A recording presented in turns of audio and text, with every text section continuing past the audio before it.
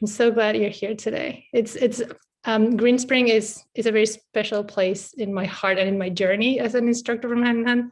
I have my mug here. I want to show you, and I use it every week. And it's this school has been such a beautiful platform for me to learn. I'm a Montessori kid myself.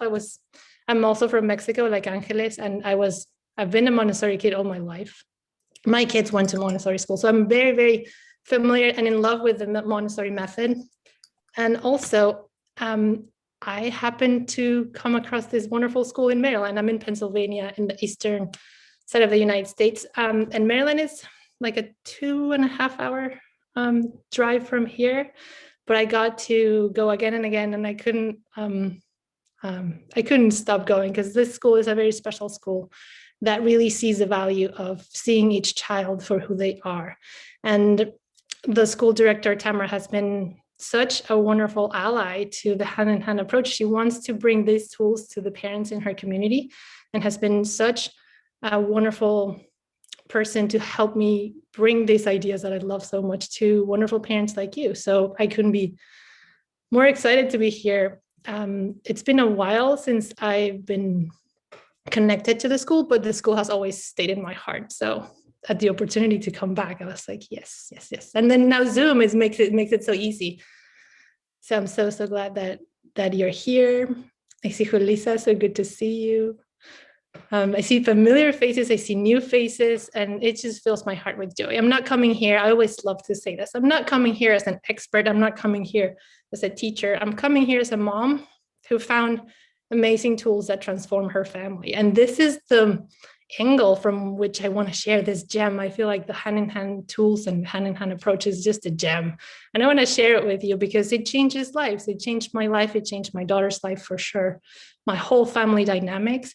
And it just brought me this joy to share like this. It helped me found my true passion, which is to share these tools with the world. I have a background in engineering, and this is just what I needed so badly when my kids were little, and it just transformed my life in fantastic ways. So this is why I'm so passionate about bringing these tools to you, and I'm excited to have you here. So I'm gonna go ahead and get started with the presentation for today. Tamara, the school director at Green Spring, decided she wanted to explore this topic today. And I think you're gonna like it. I hope you're gonna come out of this with some tools you can use practically in your life with your kids that are actually very effective. Maybe with a little new reframe on what's behind the behavior that's so frustrating when you have little ones. And also with a sense of hope that things can get better and that you as a parent are a phenomenal parent. You are. Just the very fact that you're here today speaks volumes about the kind of parent that you are. You care so deeply about your children, and parenting is really, really hard, and it's not your fault that it's so hard. So this is like, I hope you are gonna come out of this with a sense of how wonderful your journey is, how valuable your interactions with your kids are, and how vital your work is. So I would love to start and share my screen. So I'm going to collapse this thing so I can actually see my own slide. Oh, I can't. Haha. It's okay. So this is the topic that was an invitation for us today to explore. How can we build, well, how can you as a parent build your child's emotional intelligence? There's a lot that we can do. And it's going to get really, really good. So I'm so glad that you're here. And I know this is part of the series from the school, that the Coffee and Conversations. I've been to some of those, and I just love the idea that the school is opening these forums for parents like you to just bring your stories and also hear from different perspectives. So this is a perspective that I hope is going to be really helpful. And my name is Marilupe de la Calle. I didn't say that, but I am a certified instructor by Hand-in-Hand Parenting. And all the ideas that we're going to share today come from this approach that is not necessarily, some of you might be familiar with it, for some of you it's brand new, but it's just such a refreshing way of seeing parenting and the vital work that parents do. So again, welcome. Oh, and I love it actually. I was thinking when I put this slide on, I wasn't aware that some of my international friends would be here. So now it's even more appropriate that I have in very different languages this warm wide open welcome. So wherever you are in the world, I'm so glad that you're here. So what are we going to be discussing today? The first thing I would love to hear from some of you is what brought you here? And maybe because we're going to start exploring this topic, what does emotional intelligence mean to you? I can tell you a little bit about what brought me here, and then I would love to hear from a couple of you. If there's something in particular that you want out of this talk, something that concerns you, or you're just curious if you've known of Hand in Hand before. So a little bit of an echo. I think if you can mute yourself, I think it's gone. Thank you. So what brought me here? I was going to be the perfect parent. I just hadn't figured it out. I had lots of experience with my nephews and nieces because I'm the youngest in a very large family. So I was just going to be a natural mom. I was expecting my first child. She was desired. We wanted her. I was ready for her. I have a very stable partnership. So it was just going to be perfect, of course. And then she was born. And right along with her, all these feelings that I wasn't expecting just came to the surface. And some of them were really ecstatic and happy, and some of them were really isolating and frustrating. And I just started spiraling in this isolation and fear and even resentment. I was thinking, like, what is this? I'm supposed to be so joyful, and motherhood's supposed to be so wonderful. And it was also terrifying. And I remember thinking, like, watching my baby and being like, who are you? And why are you doing this to me? Like, what is this? I wasn't expecting it to be so hard.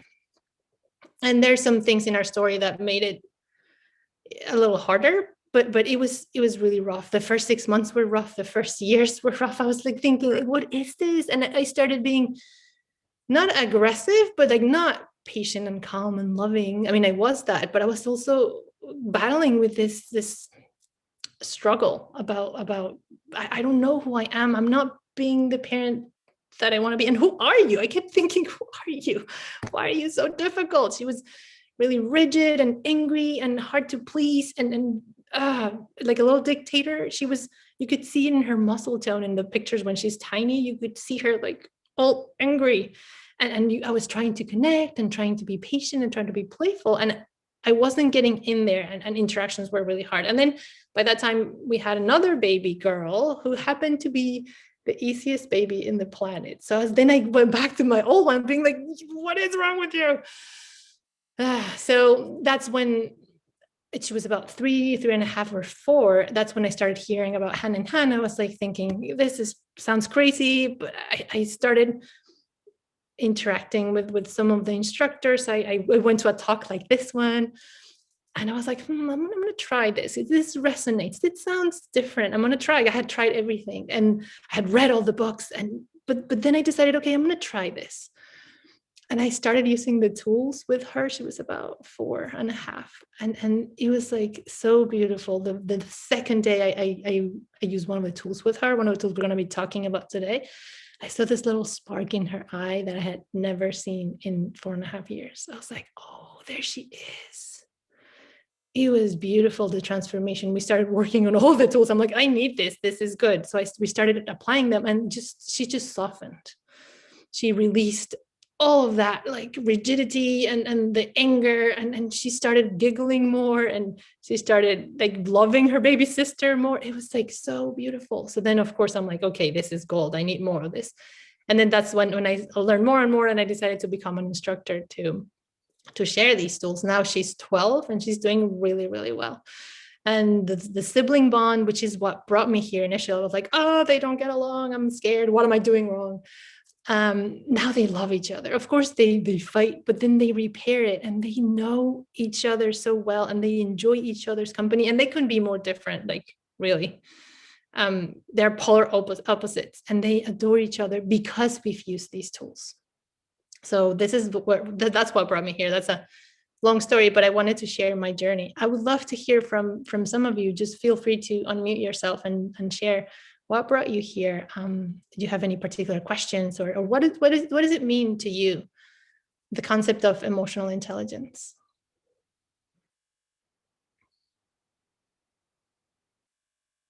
And I can't see anyone because I'm sharing my screen and I see little thingies. So just feel free to share.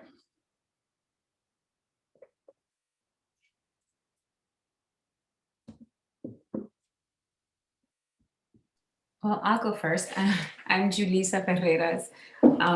And what brought me here today is I actually had the pleasure of taking a starter class with you, and it was such a wonderful opportunity. And I remain connected to some of the women from our group, even though they have moved on out of the school and, you know, kids have graduated, and it just meant so much to me. I moved to Australia with my family, and then came back. And I feel like there's such a need for me to be able to connect to this hand in hand conversation and what it meant for my family. But also, like, a 4-year-old is different than a 5-year-old, is different than my new 7-year-old. So all the tools I feel like I used when he was 5, now that he's 7, he almost knows them, and he sees me coming and he's like, okay, mom, I need a hug. And I'm like, wait a minute, I'm not ready to give you a hug.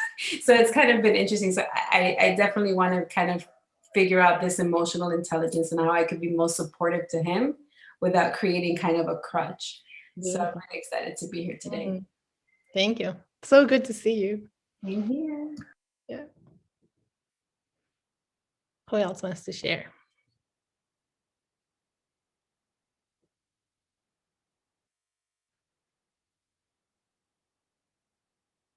Come on, I know you want to share. Marilupe. Yeah. Yeah, I found Hand in Hand by a random Google search and a desperate night 3 years ago, where we just welcomed our foster daughter into our house, and it was really, really difficult. Her behavior was so challenging. And I remember Googling children who hit enter, and I found this wonderful article by Patti Whitfield, founder of Hand in Hand Parenting, that gave me a brand new perspective as to why she was hitting and what we could do about that. Yeah. And from then on, I've just, oh my God, it's amazing. I think sometimes that this approach is like magic. It has transformed my children and my family dynamics, and I feel really passionate about it. Yeah. And Marilupe was my first instructor as well in a starter class. Yes. Thank you very much for that. That was such a huge leap for me, Marilupe, to open up to parents I didn't know about, you know, all the emotional stuff going on. And it was a wonderful experience, and I've never looked back since. Beautiful. So good to connect with you. Thank you. Maybe one more. Hi, I'm Dominique Kelly. I have a 2.5-year-old, and there's a big age gap between her and her older sister, who's 24. And her older sister was easy peasy. Yeah. And this one is, I don't know, she's just so independent and strong-willed, and I'm always looking for any tool that will help, because I don't know, I just got a pass with the first one. So I feel like I'm like a first-time parent with this one. I don't know. Yeah. The first one was just, I was just like, what's the big deal? This is easy. Yeah. So I don't know. Yeah, so glad that you're here. Thanks. Welcome, Dominique. I think you came to the right place. I hope you're going to come out with some fresh ideas about like, what's going on here? Yeah, I mean, she's a sweetheart, so sweet, but then she's like, yeah, I don't know. I mean, yeah. Yeah, you came to the right place. Yeah. And I love, like, when I was exploring all these parenting approaches, I was desperate trying to see none of them truly had a welcoming place for my feelings of what you just described, Dominique. Like there's what do I do with the this is exactly this is what we're gonna be talking about. Like, what happens when I'm losing it, when I can't even stand my own child, and like, oh, I just said that, and everybody feels that way, and we're like so poorly supported, and nobody really understands what we're doing, or at least society is really not in understanding of what we need as parents. And this is exactly what Hand in Hand wants to do. Hand in Hand has the mission of supporting parents when parenting gets hard. And really welcoming and opening the metaphorical arms to the parents, saying like, we hear you, this is hard, and we see you, and what you're doing is vital work, and it's hard, and here we are for you. So glad that you came. So we're going to be talking about the power of connection. How can it unlock your child's true potential? And then we're going to talk about, okay, so how can we build that connection, and how can we restore the connection when it breaks? We're going to share some anecdotes, and then we're going to bring it concrete to tools that you can use today. And we're going to actually do a little listening exercise now that we have Zoom and we can use the breakout rooms. And then we're going to talk a little bit about what's hand-in-hand in parenting and the upcoming starter class that's coming actually next week to Zoom, but it's a starter class meant to host a new group of Green Spring parents. So super happy to share that with you.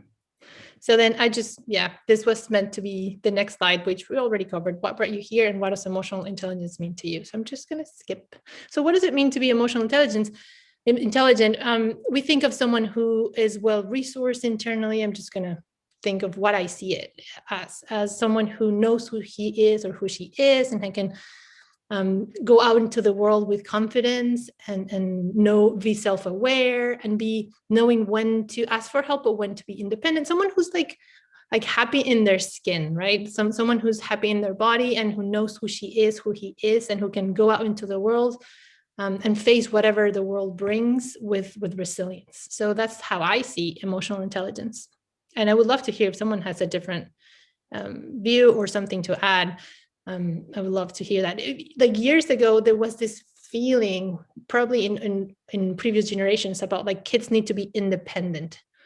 Well, okay, yes, and we were missing the mark sometimes years ago by like pushing them into independence before they were truly ready. So where's this sweet balance between, as Julissa was saying, I don't want to be a crutch, but I don't want them to feel alone in the world. So there's this sweet spot in which we are there for our kids, like they're anchors and they're angels in the world, but then they can go out and face whatever the world brings. And then it's like a back and forth between an interdependence, not just like completely independent or completely dependent, but how can we work together? We're social beings, and we're meant to be working together and regulate each other and connect in a beautiful way, because we're social and we're mammal, and that's what our brains are designed to do. Does that make sense so far? So we are, as I was saying, social beings, and everybody, and I love that there's people from different countries here. This is fantastic, because no matter what culture brought you here, where you're from, what your ethnicity is, your values, we all have a basic human need. And that is that we all want, we all deserve, we all need to be heard, to be seen, and to be appreciated for who we are, all of us. And I'm sure you can agree, like this is what we crave the most. Do you see me? Do I matter? Am I loved? Am I worthy? And when we're little, we need those questions to be answered by our parents, our caregivers. We're asking that again and again. Do you love me? Do you see me? And that you can see the little 4-year-old saying, mommy, mommy, mommy, look at me. Well, they're saying, do you see me? Do I matter? And they're going to pick up on how we respond to them to answer that question. So I love these illustrations from Hand in Hand. And those of you who have been in my starter classes know that there's this little joke that I say that my husband thinks they're hideous, that he hates the little blobby people, but I really love them because it's all about the nonverbal signals. And I think that I really love them, but it's funny how he's like, oh no, those graphics are hideous. But I love them, and I'd love to use them again and again. And they're from Hand in Hand, and they're talking about connection. We as human beings are designed to be connected with one another, and connection is as vital as water, as food, as sleep. You can think of it as a basic need. So when connection is going and flowing in a beautiful way, you can see the adult and the little one. So the adult here is a green blobby figure.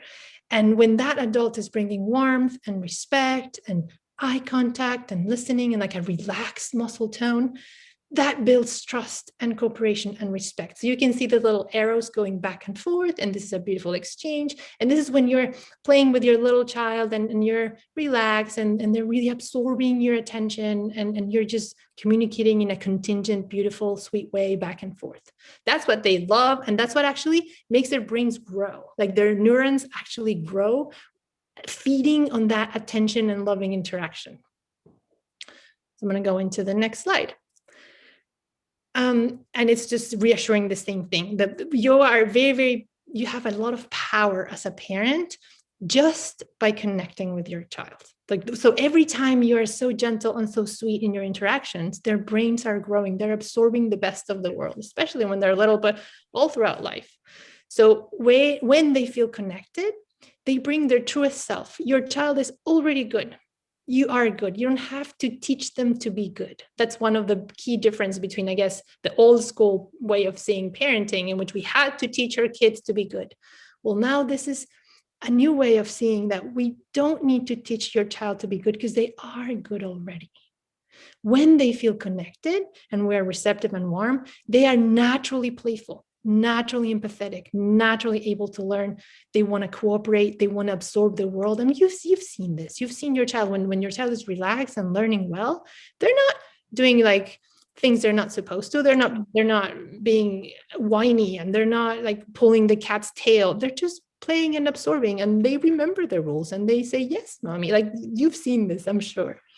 So it's in there. Your child is good. And connection, actually, I love to just recap. It brings the best in us when we feel seen and connected in our workplaces, in our friendships, in our families, we feel good. And from that, I feel good place. Of course, I want to cooperate. I want to be a constructive member of society. And that naturally flows when I feel connected and seen. And please, if you have like a comment or I mean, we will have a space at the end for Q&A, but if you have a question right away or a comment, just feel free to unmute yourself and just jump right in. And I love this other illustration, and I joke that this is a very accurate representation of our brain, which of course it's not, but this big green blob is a big portion of our brains, and it's in all of us. This is universal, and this is what's called the limbic system.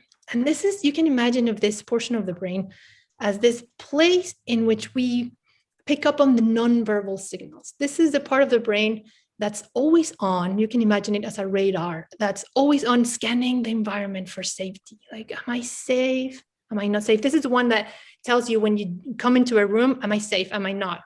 When you pick up on I don't like this vibe, that is immediate and it's accurate, and it's just you get the gut responses, the assessment of safety.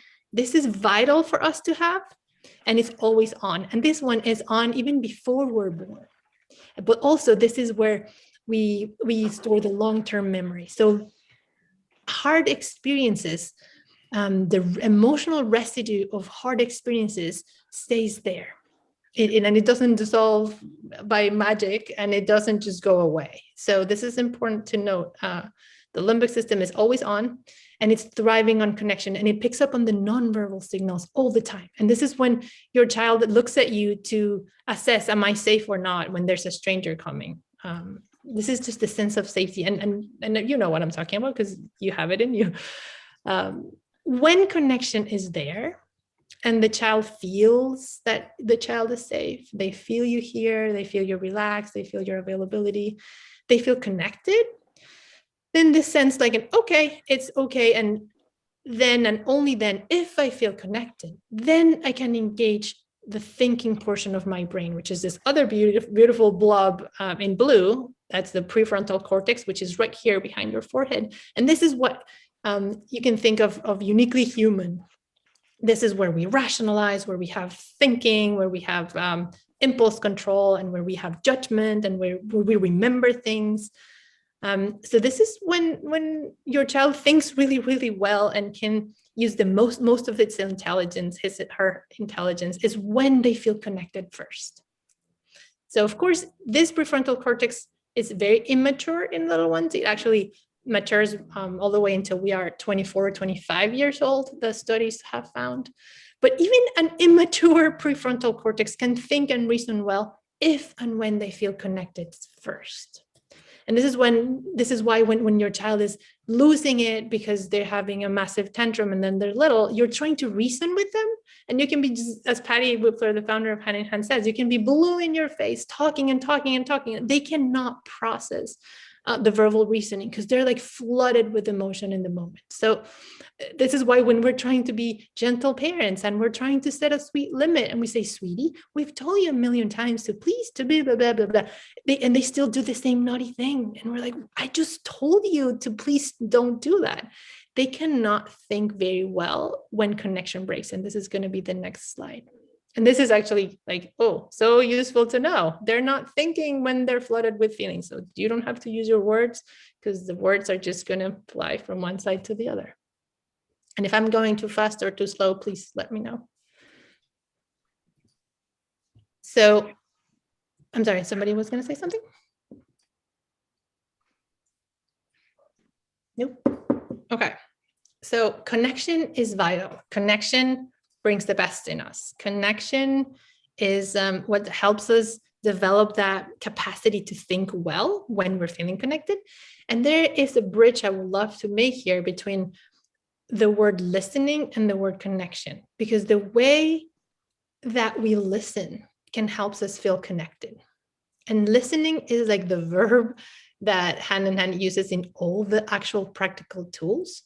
We teach in our approach listening tools, which are a different way of saying presence. Like I'm going to be here with you in different ways so that we connect, because these tools are going to be repairing the connection when it breaks, and they're going to be building the connection so you feel so connected, beautiful child of mine, that you can think well, that you can be free of the emotional clutter that you've been carrying, so that you see me, so that you feel seen and heard. And from that place, of course, your behavior is going to be like your best possible behavior, not because we're stuck in the behavior, but because you're going to bring the best natural self that you are. So you're going to thrive when you feel seen.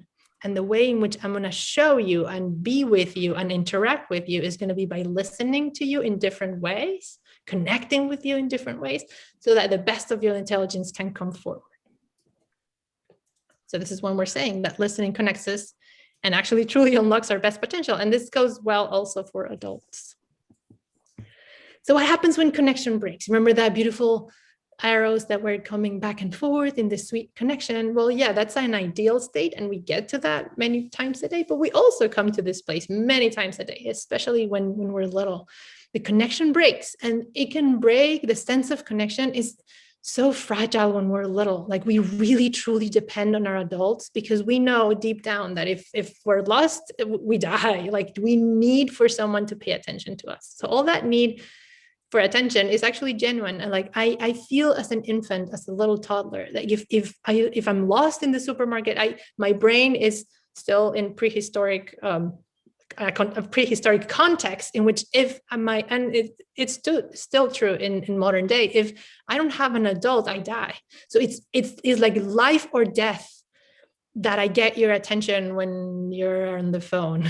It's life or death that you notice that I'm struggling. So I'm going to be calling for your attention in many ways, because I have lost my sense of connection. And this connection can break because I took a nap, because I went to school, because you the adult are tense, and I feel afraid because what happens to my connection? I need it, it's vital. So it breaks for any reason. It breaks many times a day.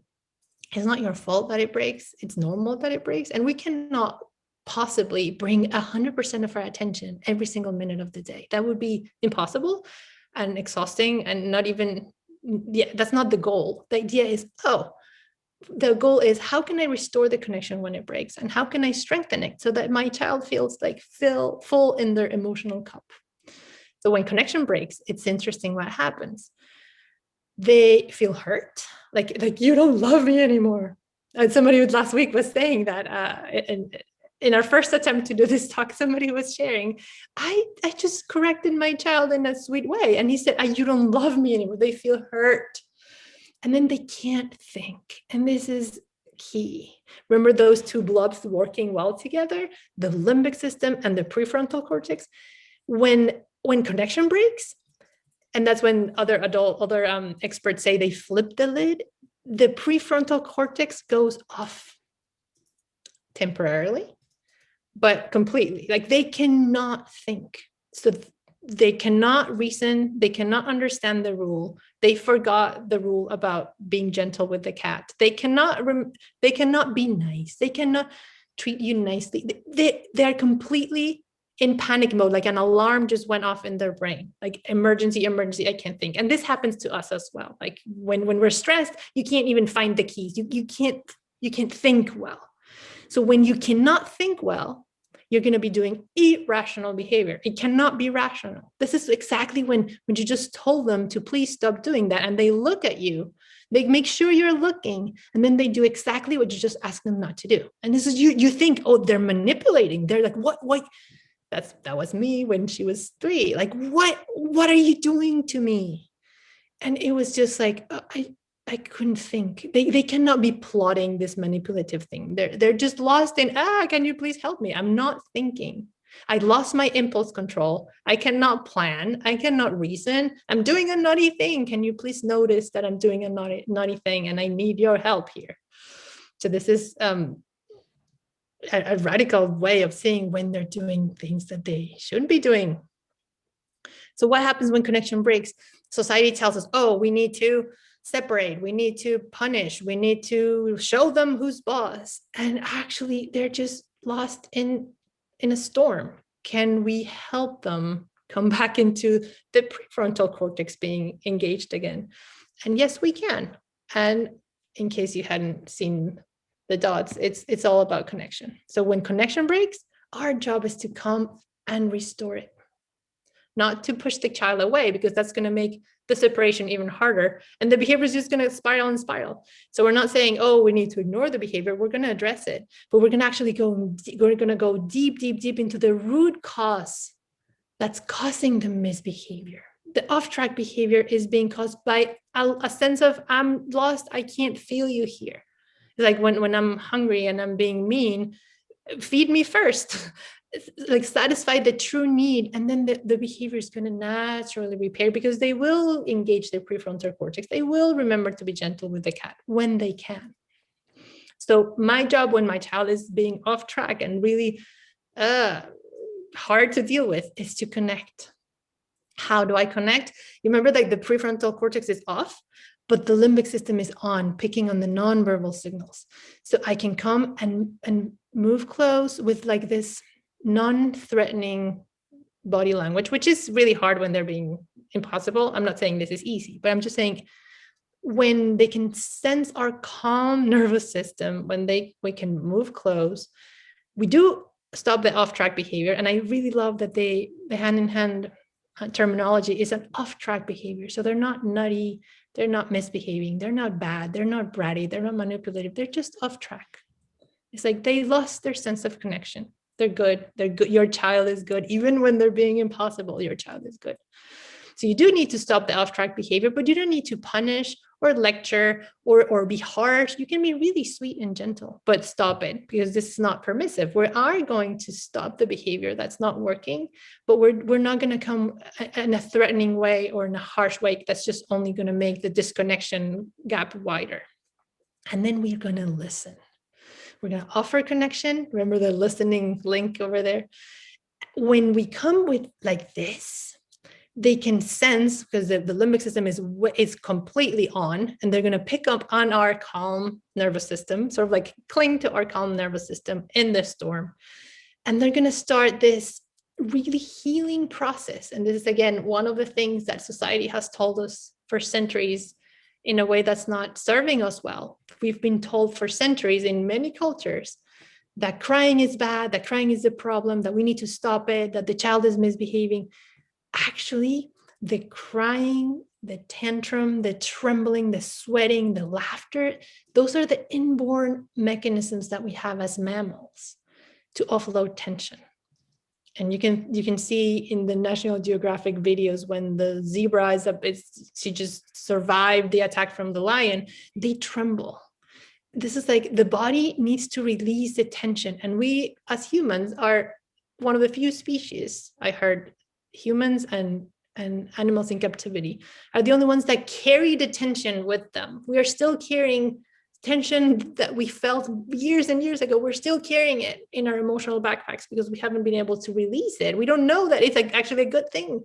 So when your 2-year-old is having a massive tantrum, that's wonderful, because that's just letting it out of his system so that it's not there anymore. And then after that healing process, then the prefrontal cortex comes back in line, and now they can think, and now they can follow your rule. And now, because they've been freed from that emotional charge that was so uncomfortable to manage and to have, now they can be, you're going to see it, like their muscle tone is going to relax. They're going to be able to learn. You're going to be actually fostering their emotional intelligence. You're going to be liberating them from like the big rock on their shoe that they were having. It's like if your child has a little pebble in their shoe, they're going to be walking funny, and you can be talking to them to walk straight. But when you actually help them remove the little rock, naturally they're going to walk in a comfortable way, because they've been liberated from what was troubling them.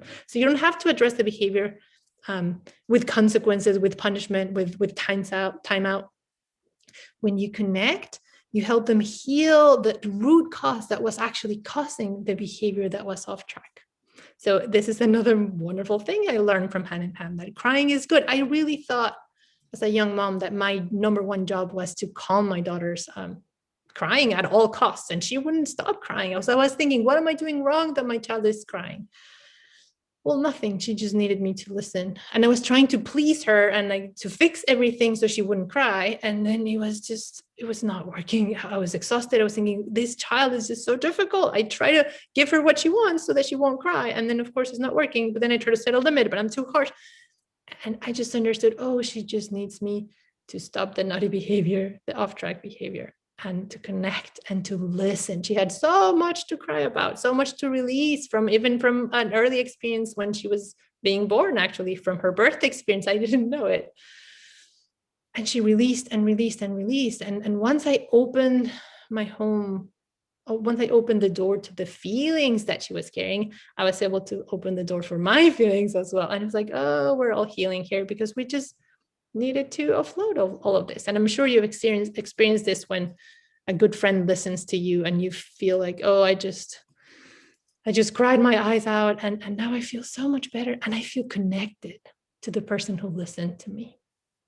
So you don't have to fix it. You don't have to rescue your child. They can handle a big tantrum, and it's actually very, very healing. Who knew, right? So the tools that we have at Hand in Hand, all of them, they're 5 and they're simple, but not easy. All of them are designed to build that connection or to restore it when it breaks. And this is a little graphic with all the new symbols. And some of them we're not going to be talking about all of these today, but definitely in the starter class that I'm going to be talking about at the end, we go week by week, we explore one of these in depth, and then you get to experience it at home, and you're going to be with the real teachers who are your children, and you're going to be seeing, are they working? Are they not? How are they working? So all these tools are the ones that are meant to be working together as a harmonious system, so that you have the support that you need, so that they feel seen, so that you know what to do in those really hard moments when they're losing it and you're losing it too. And then how to foster the brilliance of play, which is the way they experience the world. How can I help them gain a sense of confidence and to how to bring the best of them through play, and also how to help them feel seen with special time. So, and of course, we will set limits. This is crucial and vital.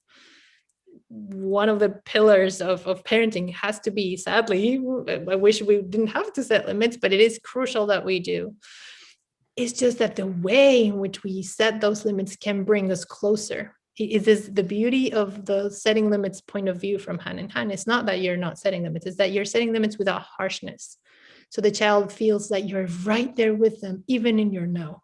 So it's really powerful. Any questions so far before we move into the actual tools?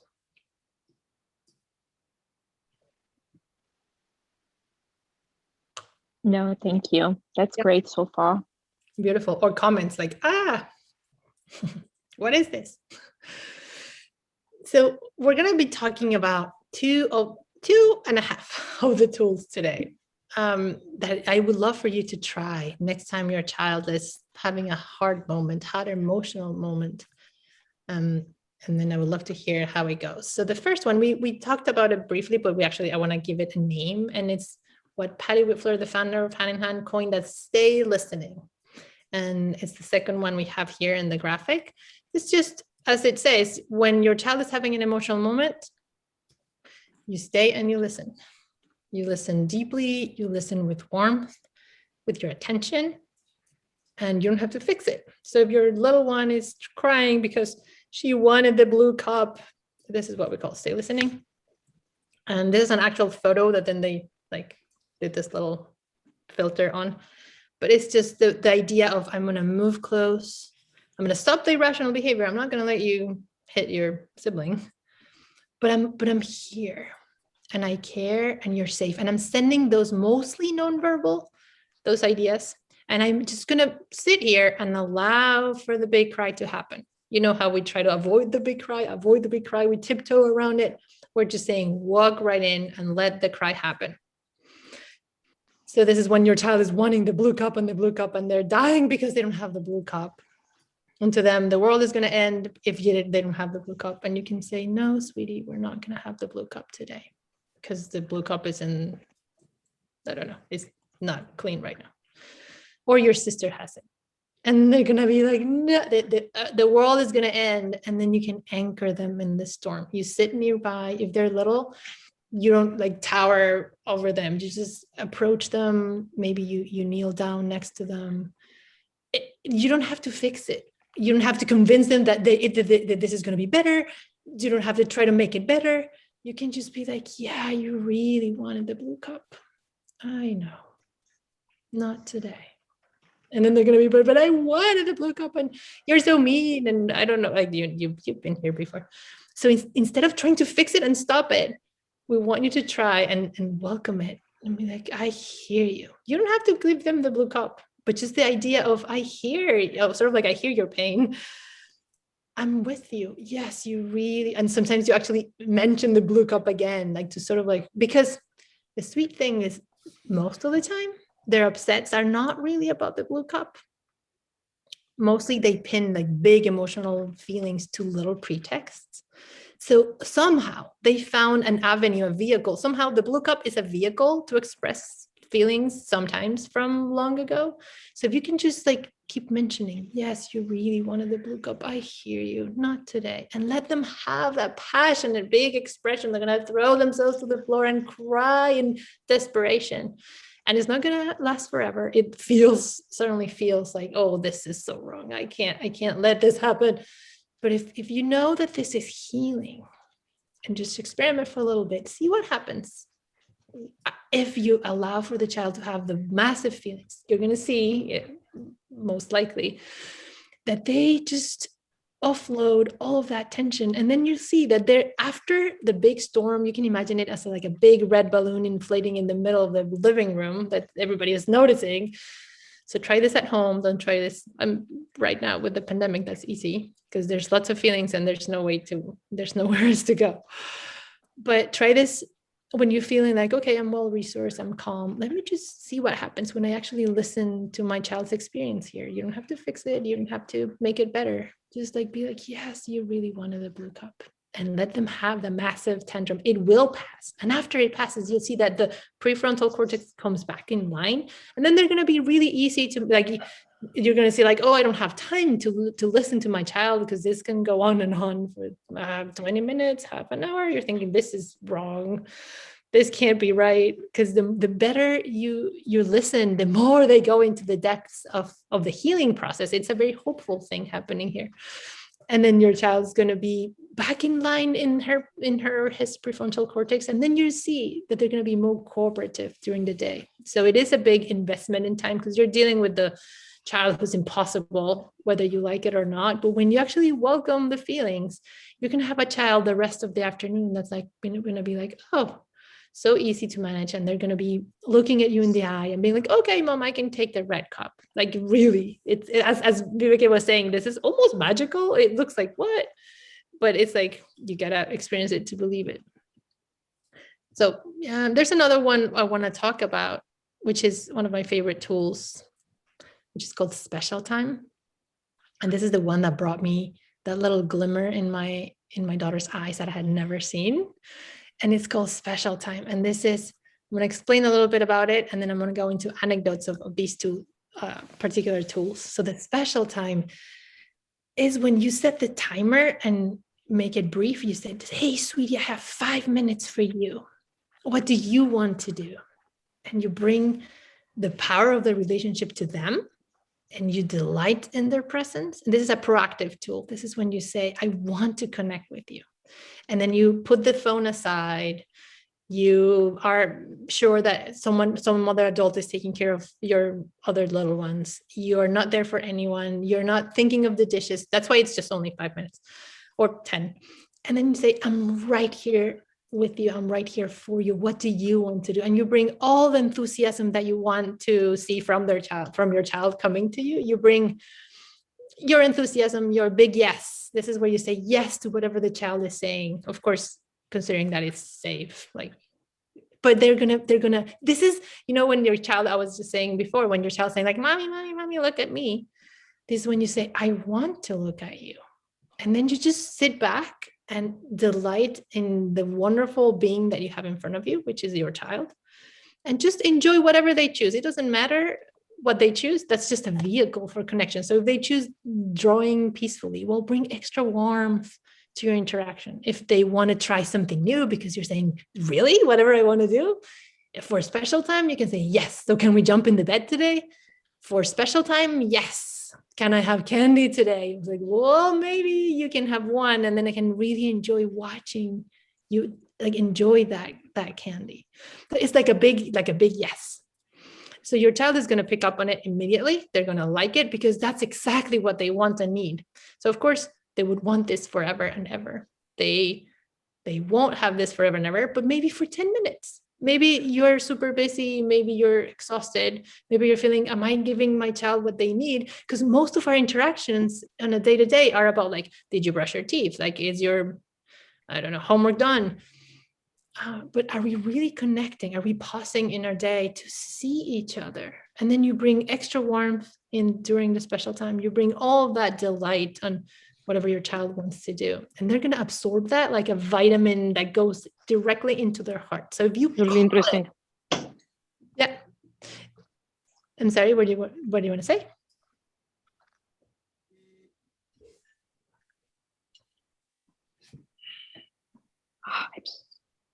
Did anyone want to comment? Or should we continue? So that's the idea. You name it so that they can call for it. You're like carving time. Recently, I was going to Maryland and the Washington D.C. area, and I those tunnels in the highway where they just carved space out of mountain to make way for connection. This is what special time can do. It's like you're opening a space and you're framing it and protecting it with the timer and with the name, so your child can detect, this is what I need and I'm going to ask for it. So you say this, you don't have to call it special time. You can call it mommy and me time, or Susie and me time, or whatever you want to call it, but call it something. So your child can be like, mommy, I want special time, and try to offer it regularly. And it can be short. It's actually perfectly fine if it's just 5 minutes, because they're going to absorb the beauty of your attention. And that's going to go directly, like a direct deposit in the bank that's going to be deposited in the bank with the actual numbers. Another instructor had this analogy of when we're throwing connection all day long, and we're singing with them, we're interacting, we're cooking, but our attention comes and goes, and it's not 100% directed at them, of course. So some parents are going to say oh, I'm with my child all day, and I'm really sweet, and I sing with them and I follow them. Yeah, but they don't know that this time is protected and that nobody else is going to interfere with it. So when we call it and we protect it, they can call on it. So this instructor was saying, like, it's like if you're going to deposit something at the bank, at the ATM, it's one thing to just drive around and throw the cash like that. And it's another one to actually punch in the numbers for the account to make sure that the deposit goes into the account. So that's what special time does. It tells your child, I see you, I'm here, I love you, and like, show me your world. And they're going to show you stuff that you weren't seeing in other realms. Like, because usually we direct them even in play. This is the time to sit back and let them show you who they are. And if you have more than one child, you're going to be surprised about what one child chooses for special time and what other child chooses from special time. When you give them special time regularly, your relationship with them is going to strengthen. And then the relationship between siblings is going to be better naturally, because each child is being seen and they don't have to compete for your attention and for the scarce resource of mommy's attention. So each child feels seen and connected. And from that place, they can function so much better.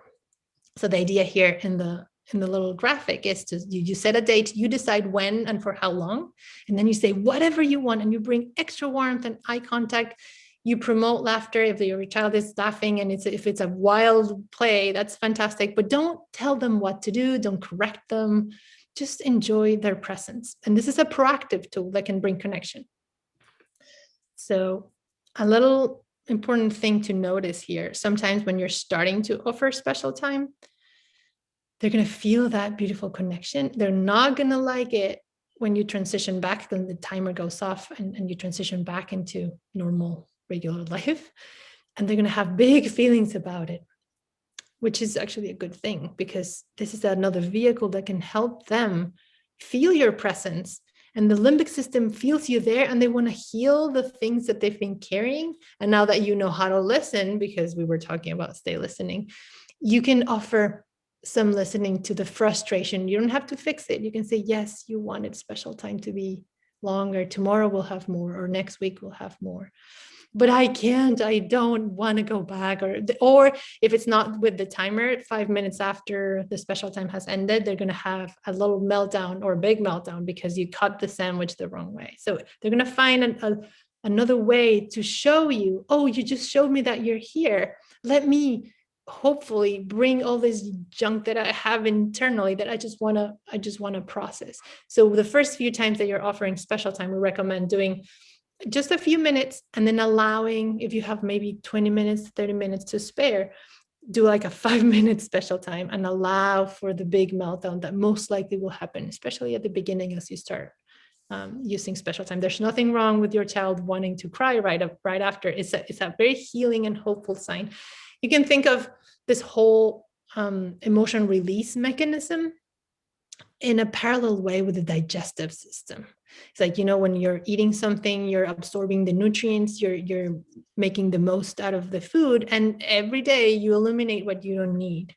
And it's a regular process and it's normal. And sometimes something is so toxic to you that you actually need to throw it up and vomit it explosively. So same thing happens with feelings and emotions, like the experiences that we go through life bring nourishing to our intelligence, and some of the things are we just need to eliminate regularly. So we need a little, like crying, all that tantruming is just brilliant. It's the way in which the body releases that tension, and sometimes it's going to be wild and explosive, like we need to vomit. And when your child is actually needing to vomit, what do? You just help them go to the bathroom. If you have a girl, you help her, like her hair, you pull it up so that it doesn't get dirty. And you don't, of course, it's loud, it's not pleasant, it's inconvenient, but you understand that this is a healthy thing that your child is doing. So you don't have to comment, you don't have to get worried, you just allow the thing to happen, and they're going to feel so much better afterwards.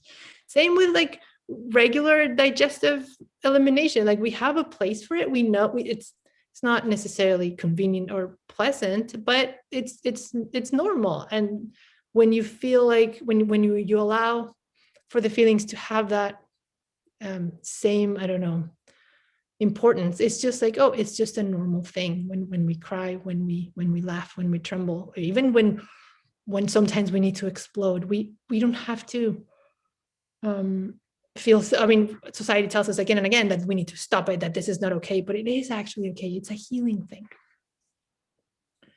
So I would love to share maybe a couple of anecdotes on like, yeah, this sounds interesting or good or really weird, but how does it actually, what does it look like in real life? So there's that anecdote I love to share on this day listening piece. It is actually a combination of the two, because I was doing special time with when my oldest was 5.5. We were playing outside. That's what she wanted to do. And it was around Halloween time. So we had carved the pumpkins here in the US. You know, there's a big tradition of carving the pumpkins. I'm not from the US, but I did my best. And it was a while ago. So it was all about some characters you had seen in a movie. So we had carved the characters. I printed the templates and we had carved the things. So we put them out in the front porch maybe a week before Halloween. And it turns out that there's a possum living in our neighborhood that actually ate the pumpkins or like destroyed the faces. So we're playing outside and she looks at them. She's 5.5 at that time. And she sees them, and you could imagine the horror in her, like her world was ending because the pumpkins. She just immediately burst out in tears and in a tantrum of, oh no, the pumpkins. And I love this anecdote because older me, like previous me, would have tried to fix it and be like, we can carve another one. But I didn't. I was just like, yeah, I love your pumpkins. Then she cried more and more, yeah. And then actually I even said like, oh yeah, look, it ate the face. And then she was like, the face. And she cried more and more and more. Like this is horrible. And she cried and cried right there and like downstairs in the street. And after a few minutes, like she really let it all out. Like she was very passionate, her despair and her experience of desolation because the pumpkins had been ruined. And afterward, really, it just passed. It did pass. She wiped her own tears. And then she was like, okay, I could see the prefrontal cortex coming right in, because she said, I have an idea. So she came up with her own solution. I didn't have to say anything. It came from her. She's like, next year, we're going to carve the pumpkins and then put them out on Halloween night so that there's no possum that can come and ruin them. And then with all the trick-or-treaters, they're not going to feel, I don't know, like they're just going to go away. And that was years and years ago. And every year we do that now. It was just her idea. And she just offloaded from her system. It was not bothering her. She was fine with the pumpkins. We don't have to fix them. She just, offloaded it and off she went and we kept playing. It was like, I just needed to feel the disappointment of my pumpkins. Thank you for allowing, she didn't say that, but like her system said like, thank you for allowing me to feel the despair. I didn't like it. And it was a hard experience. Now it's out of my system, off I go. And that was that.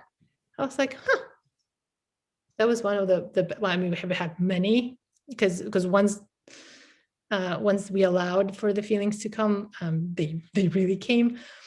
So this is just a little glimpse and a little example of how it looks. But all I did was just be with her and acknowledge that, yes, this is hard. I'm right here with you. This is painful. I hear you.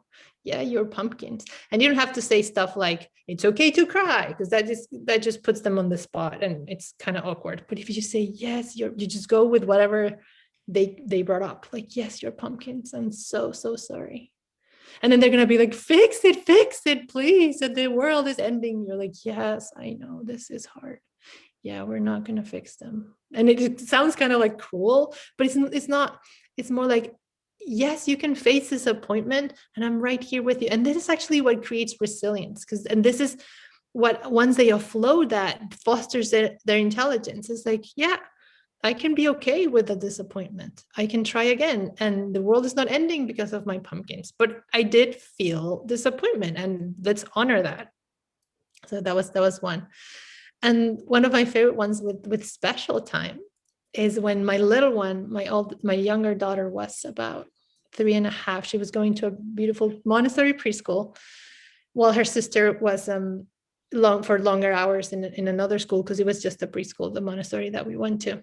so I had time after pickup. I picked her up around, I think it was 1 p.m. on a Tuesday in the spring. And there was a massive puddle right next to her school. It had freshly rained, and it was warm and clear, so it wasn't yucky or anything. And usually a beautiful way to reconnect with that daughter right after school was to offer special time first thing, so that she could feel me after having been disconnected. So this is a proactive tool that I use often with her to reconnect, so that we feel each other again. So before asking, how was school and la, la, la, I would just like, hey, good to see you. Want to do some special time right there at the school when I picked her up. And she was like, yes. I said, I have 10 minutes. What do you want to do? And she just glanced at the massive puddle, and she was like, ooh, I want to go into the puddle. And she had her rain boots. I'm like, okay, let's do that. What a great idea. And now I just followed her to the puddle, and she was like, look at me, look at me. And I was delighted, being like, yes, look at you. And I was a little concerned because the water was kind of deep for her height. So her boots were almost like the water was almost all the way to the top of her boots. So she's like, mommy, come with me. And I didn't have my boots. So I said, oh, I can't really, sweetie, but I'm right here with you, like by the edge of the water. She's like, okay, take a video of me. I'm like, oh, sure. So I brought my phone, and I'm looking at her through the camera, and she's splashing and enjoying it. And I didn't say anything like, be careful. I was just like, yes, like just big yes. And then because I'm filming, I'm paying attention to the little camera. I didn't notice, and I just took a little step forward, and I feel like the water just getting into my shoe. And it was like, oh, okay. So then I thought, well, I'm already wet, and this is special time. So I said, okay, so I just jumped right in with her. It was a Tuesday at 1 p.m. on a spring afternoon, and we just started splashing and jumping in the puddle. It's like, wow, there's no way I could have come up with this. We were having so much fun and giggling and laughing. And then the timer went off. It was time to go home. And I said, okay, sweetie, time to go home. She's like, sure. And she just held my hand. She was so proud. And she was, so back in the car, I have like squishy socks and shoes. And I was through the rear view mirror saying, that was such a great idea. She was beaming. She was like, I can't wait to tell daddy what we did. Like, I can't believe we did that. So she felt like honored and seen in her brilliance. And she was, of course, delightful the whole rest of the afternoon. She got like the best of me, and she got support and enthusiasm for who she was and what her ideas. It was like really, really sweet to see. And again, I've had years of experiencing these tools and all the other tools again and again. This just transformed the way I parent. And I have many, many anecdotes like this that I wanted to, but these are the two that I think are really great examples of what these tools can do. So far, any questions or comments before we go into a tool for you? Hi, I have it's Julissa, sorry.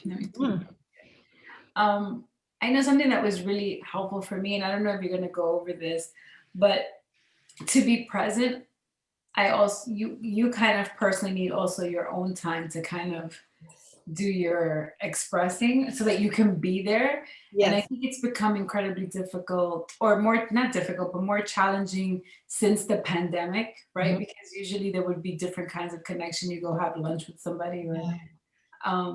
But now we're in each other's space more often, and trying to be kind of present, but not really, because you have a husband working, everybody's working at home, our schedules are all over the place. Mm-hmm. So that's kind of made some of the principles a little kind of different to implement. So have you seen any changes or different ways because of this, or not? Thank you for asking that. And yes, we will talk about a special tool that we need as adults, because yes, I'm just talking about presence and delight. Yeah, when I'm exhausted, and every parent is exhausted just by definition.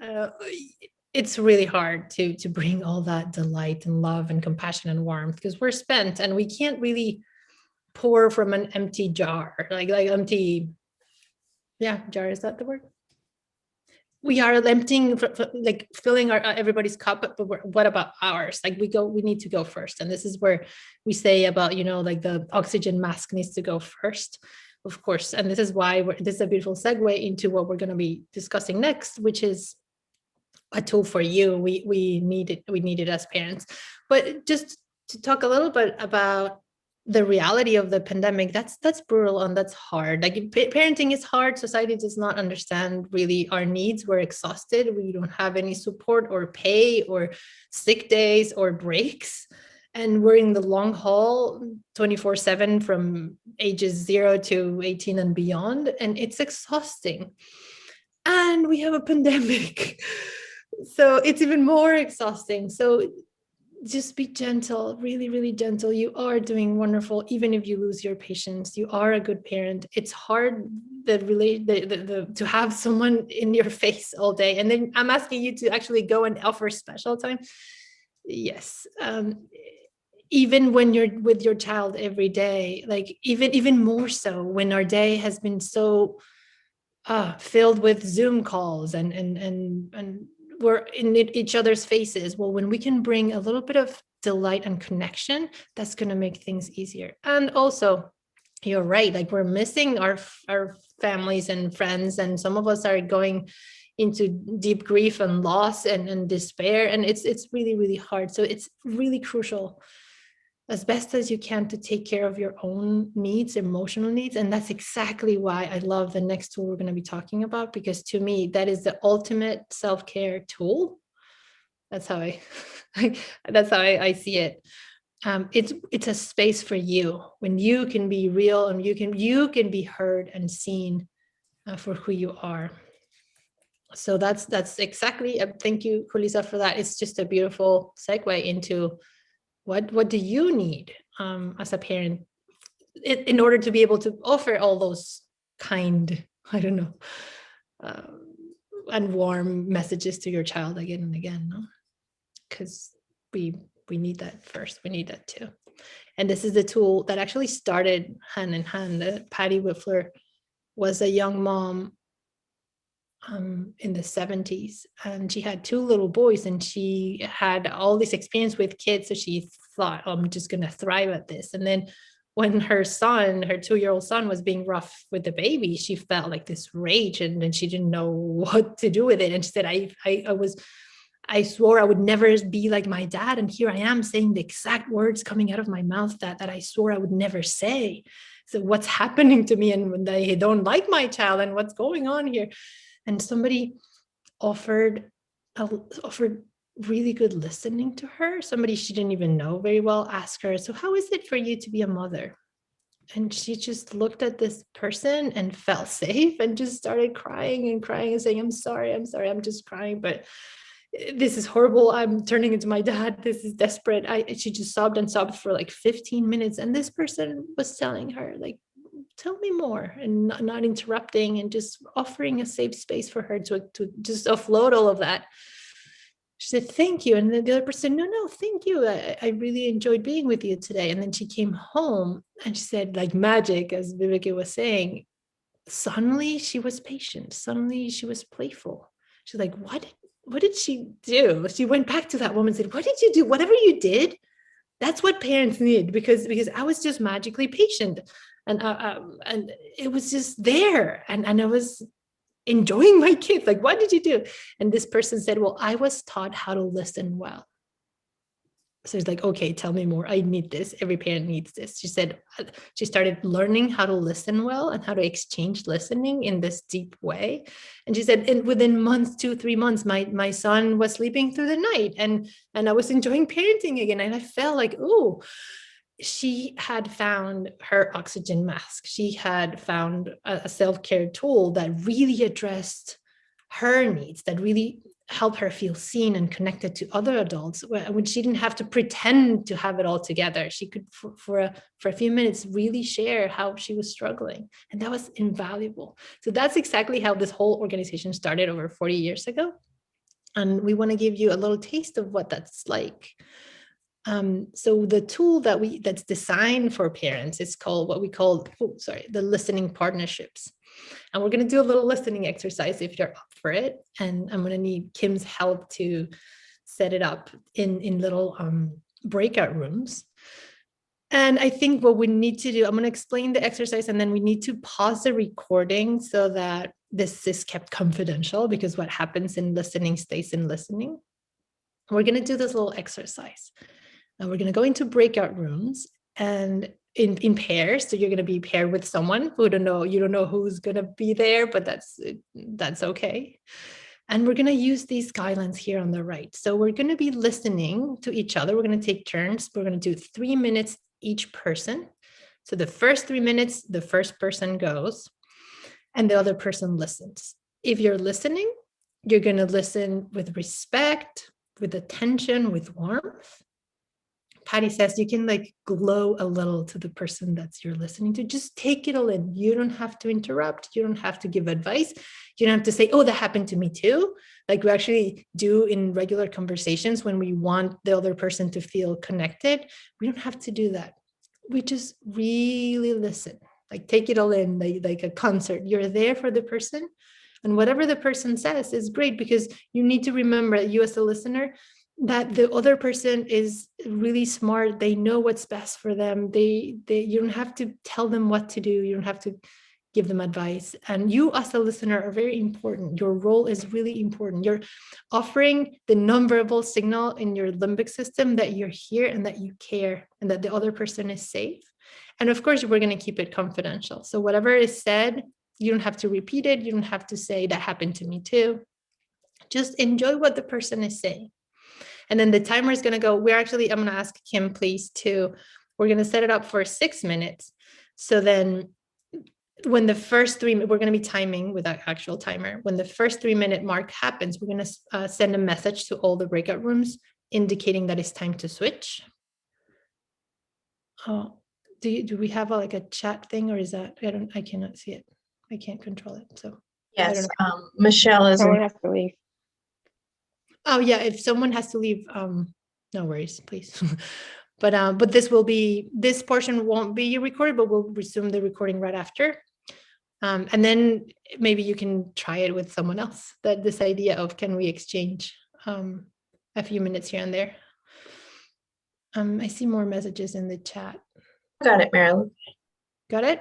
Yes. Yes. Okay, so let me just keep explaining the little exercise. We're going to go into the breakout rooms. Every person is going to have 3 minutes. And don't worry, there's no right or wrong way of doing this. It's awkward, maybe a little, but don't worry about it. It's just an opportunity to experience this listening. Who goes first? It doesn't really matter. Rock, paper, scissors, you decide. And I have some suggested questions. One of them you can explore in your 3 minutes when you're talking and nobody's interrupting. You can explore, what do you love about being a parent? That's one option. The other one, how about all this information we just shared? What are your thoughts about going with your child's upsets instead of against, and actually offering connection? What does that bring up for you? Or if you don't want to go on those directions, you can share a happy childhood memory. It's going to be just 3 minutes. And then the Kim is going to send a message to everybody saying, time to switch. And when it's time to switch, now if you were listening, now it's your turn to talk, and vice versa. And then we're going to call everybody back into the room. So does anyone have any questions so far? Or are you up for the adventure? Good. Beautiful. Yeah. So yeah, don't mute your microphones. Unless there's noise. I would love to hear, how did that feel? Without, of course, sharing the actual content of what was shared, just the experience. How did that feel? Did it feel like a little awkward, or was it good? Was it weird? Was it fun? I don't know. I would love to hear from you. What did it feel like? I love sharing and talking about being a mom, so I usually don't like to share, but talking about parenting is one of my ways that I think I open up to other people. Beautiful. Thank you. Who else would like to share? I thought my listening partner gave me a great tip, because I kind of ran out of things to say, and he was like, just be in your feelings. I was like, oh, a moment to be in my feelings. Yeah. So that was a beautiful gift that was shared, and I appreciated it. Beautiful. Thank you. Actually, I don't know if my internet connection is good. It's just broke. It has been broken. But I also enjoyed like the with Julissa, with the positive exchange, like about all the bright things. It's so bright and so heartwarming, and it's so good to exchange. Yeah, what is good about life with somebody see the first time in your life. It's the best way actually to know each other. Mm-hmm. Yeah. Beautiful. Thank you, Florian. Kim, were you left behind? Yes, I was. Sorry. That's all right.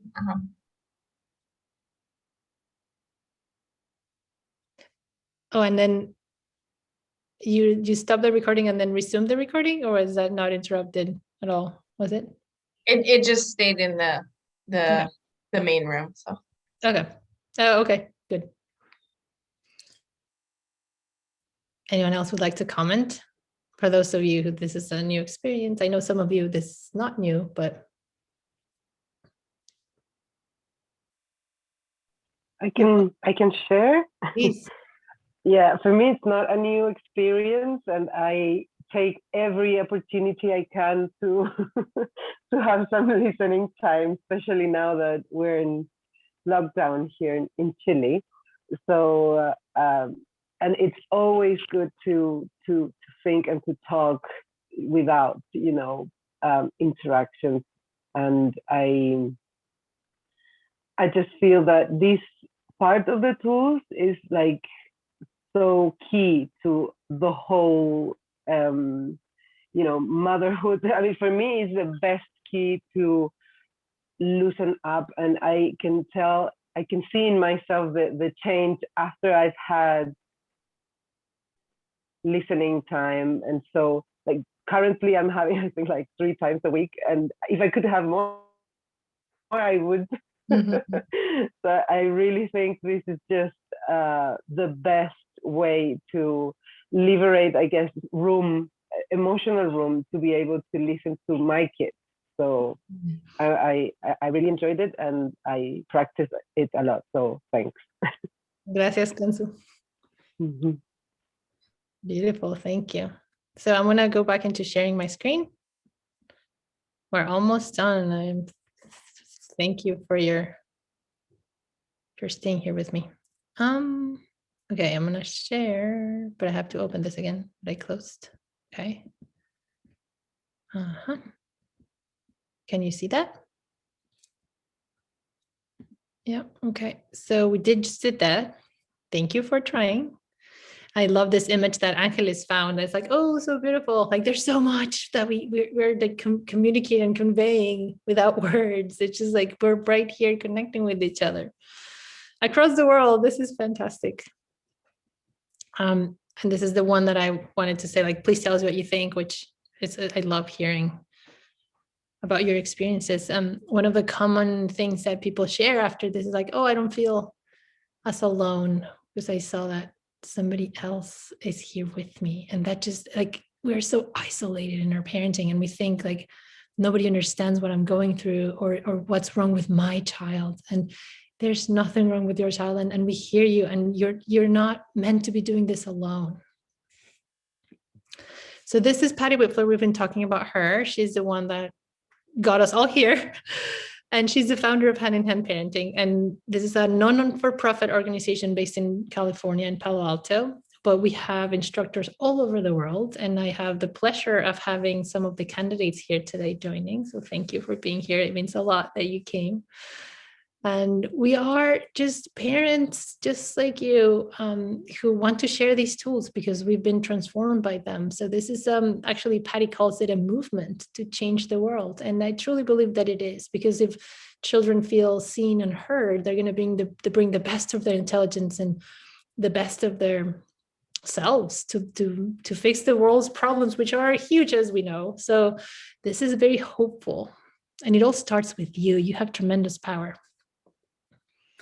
So then what's the offering that we have for the community here at Green Spring? We're going to be teaching the hand-in-hand parenting starter class starting next week at this same time. It's going to be 6 Fridays, not consecutive Fridays, because there's one day in which you have the parent conferences.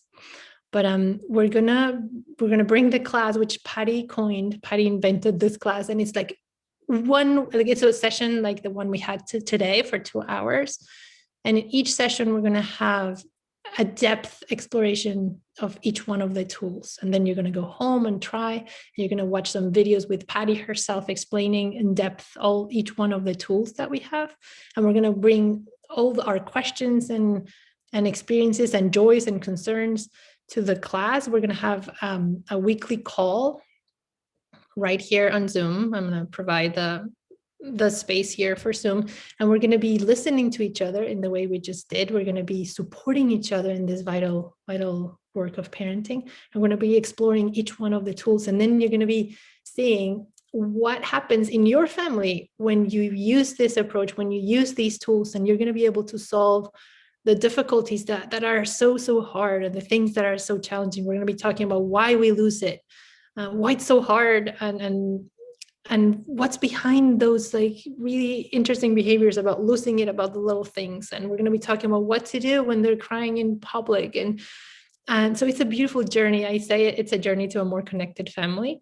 So I would love to invite you, extend this invitation to the parents here at Green Spring. And if you're watching the recording, this invitation is for you. We're going to be meeting 6 Friday mornings from 9 to 11 starting next week. So this class, this is what it's going to give you, a really, truly deep understanding of your child's emotional needs. What's behind that challenging behavior that you're seeing day to day, but most importantly, a path forward to turn those behaviors around.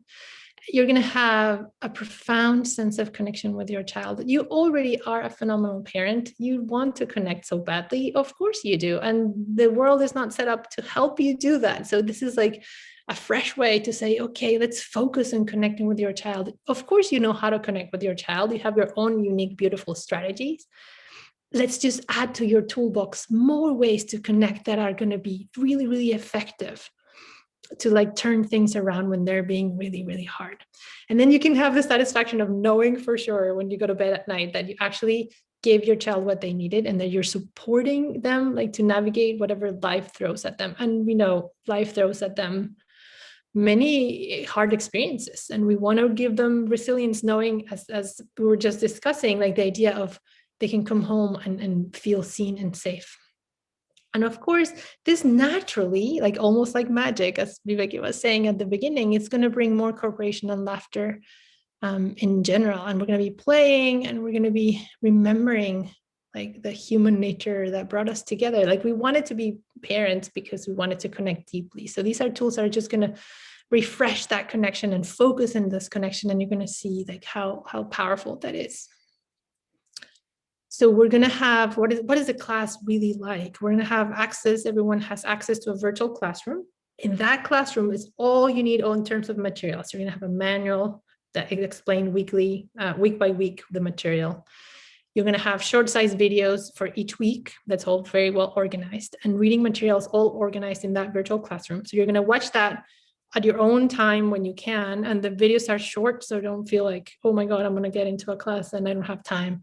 You can watch the videos while you're doing dishes or however you can, but they're short so that you can cover them. And then we're going to have weekly live support calls here on Zoom.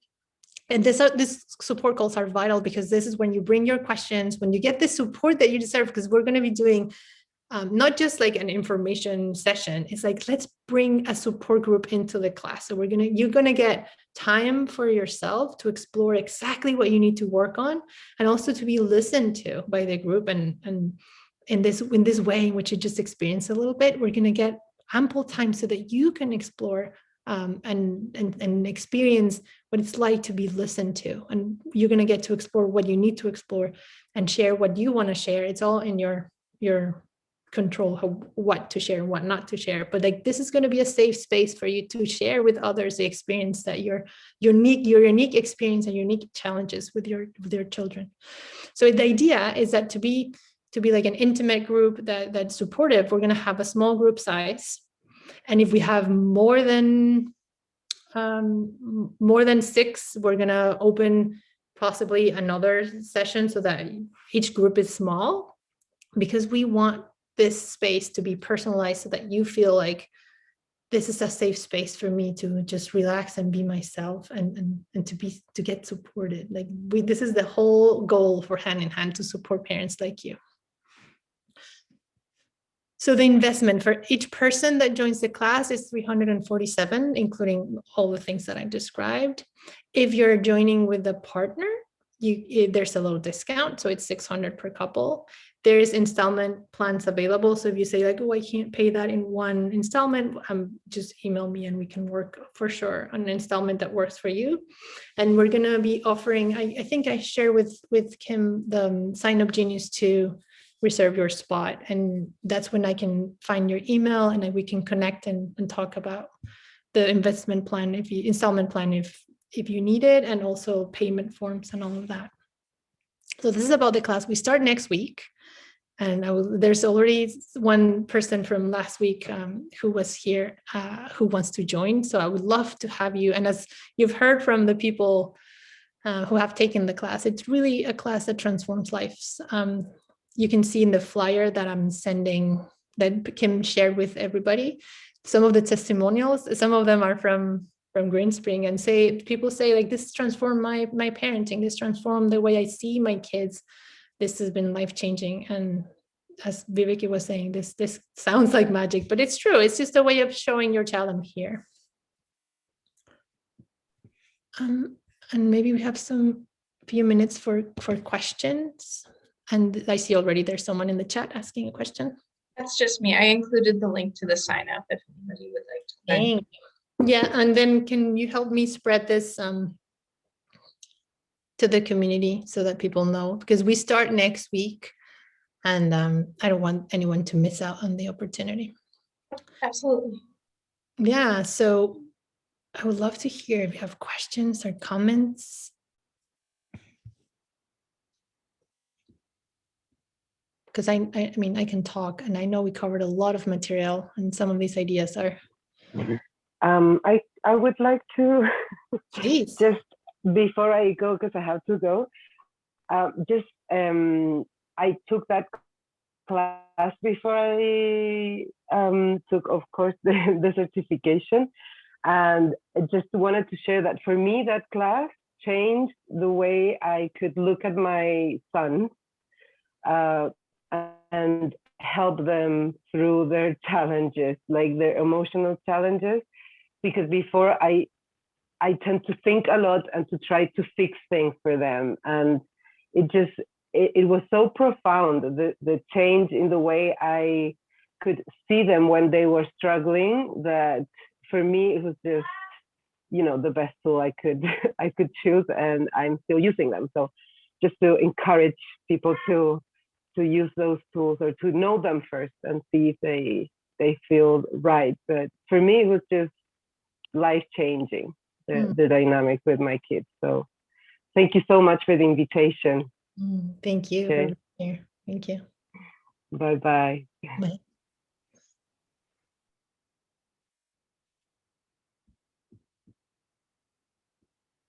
Anyone else has a comment or a question? I have a question, Marilupe. I was thinking about this last week, but in talking to like other people in your family, aside from having them come and listen and do one of these talks, how would you bring up in conversation, like in these methods? Yeah, beautiful question. There are some articles I can share with you that address just this, because society is still in the old paradigm of control and fear-based parenting. And most of our parents were brought up like with those ideas. Of course, our parents did the best they could with the tools that they have, but it's hard still for society to embrace these ideas because they sound permissive. They sound like the child is being allowed to be disrespectful. They sound like you're not controlling your child. It's scary. I think, I don't know if it's fair to compare, but in a parallel way, and I don't know if you've heard like from people who don't know about the Montessori method yet, and they're going to be like, what, you're not going to structure the class like this? You're going to let the child choose the activity? Like that same of panic and fear, it's almost similar, I've seen, with a new approach that's revolutionary, just like this one, that actually respects the child's intelligence. So the best way to address it, I guess, is little by little, without trying to impose, without trying to be right, just listening. Sometimes when you listen to the other person, they feel heard and seen. So you're almost like reversing the thing. You want them to listen to you, but when you're sending this openness and acceptance to what they're bringing, and you're saying, I hear you, thank you, like they're experimenting without knowing that you're actually bringing that acceptance that you want in reverse. And then there's articles you can share. I have an article that I can share with you, or two, and I'm going to send the link to you, with tips and ideas about how to express these ideas, how to set boundaries to your family, how to share what's working well, and also know that you can, like, your child will benefit really greatly if you use these tools at home, even though maybe your other family members are not going to be responding like this. Like the benefits of using these tools, you can use them at home, and then your child can learn that when we're at grandma's, we cannot do this, or they like it. Like they're so smart and flexible that they can different than in other places. So you don't have to, everybody in his life, you have a son, right? You said in his life, not everybody has to respond like this. I mean, ideally we would, and that's what we're working towards. But even if he needs to behave in a different way, and in other settings, that's also okay. So it's just modeling lots of understanding and knowing that the other person is coming with the best intentions, and that's hard to accept sometimes, and sometimes you will need to set some boundaries, but the more you share it without judgment or without imposing, the more you share it with your just joy that this is working. You can say, I've been trying these really weird things that actually work, and I'm seeing him freer, and I'm seeing him I don't know, really we've connected in a beautiful way. And you're not judging, because sometimes when you that's from personal experience, from hearing from other instructors, when you share this with your own parents, they might feel judged, like you're saying, by parenting this way, you're automatically judging the way they parented you. So it's more like acknowledging that they did the best they could, and that they mean well when they're trying to say, oh, is your child is respecting you. So it takes a lot of courage, and a great tool for that is the listening partnership, because when you have a safe space before you meet with your family, extended family, to be like, oh no, I don't know what to tell my mom, or I can't stand when they judge me, or I'm afraid, or all those feelings, when they have a safe space, you can get a clearer sense of, oh, how do I need to respond to my own situation here? So yeah, but I'm happy to share some articles with specific tips about like how to convey this message that's still very new in our world. Great, thank you so much. Sure. And of course, we want to encourage people to find listening partners, like to find spaces, people that can listen to you well. This is a free, like the listening partnership is a free exchange you can arrange with another parent. And it's some people say it's better than therapy, because you're not the patient that needs fixing. You're just opening beautiful spaces for one another to explore what's hard. And it can be incredibly healing for both parts. Like when you know how to listen well, and you get listening and you listen, it actually transforms the way you interact, and you interact in the world with other people, because you see the goodness in everyone. So that's very profound.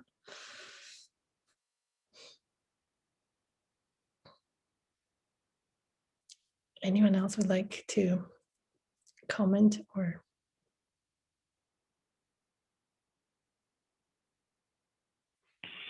I would just like to thank you very much for the invitation and for the really, really beautiful talk that you gave. Thank you. I found that very pleasant to listen to what you were telling. It was so taking me with you emotionally to the places that you talked about. And I think this was a great way to cover really a lot of the ideas and to make it simple at the same time. So I did learn heaps from you today. So thank you very much. So much, Florian.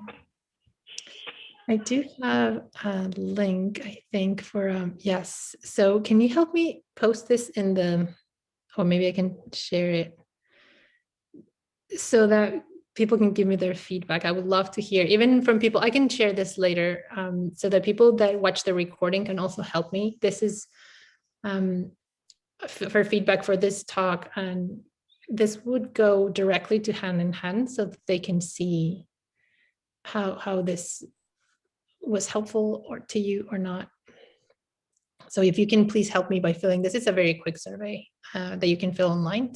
Well, thank you so much. It's been a pleasure. I love working with Green Spring parents, and I love having had the pleasure of spending my morning with you, and also to the folks who joined me from the certification. Thank you. I just threw that out there last night saying, hey, we're gonna have a talk tomorrow. If someone can come, I would love to have you. And it's been beautiful to have you here. So thank you so much.